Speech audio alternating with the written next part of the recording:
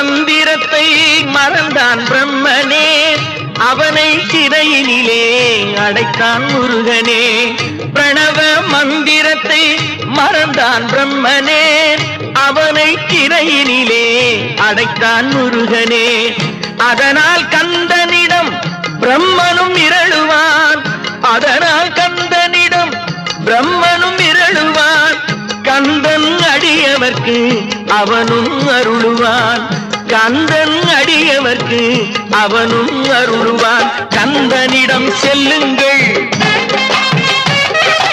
என்ன வேண்டும் சொல்லுங்கள்.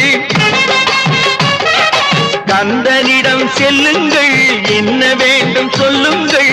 வந்தவினை தீந்துவிடும் மற்றவற்றை தள்ளுங்கள், வந்தவினை தீந்துவிடும் மற்றவற்றை தள்ளுங்கள். கந்தன் காலடியை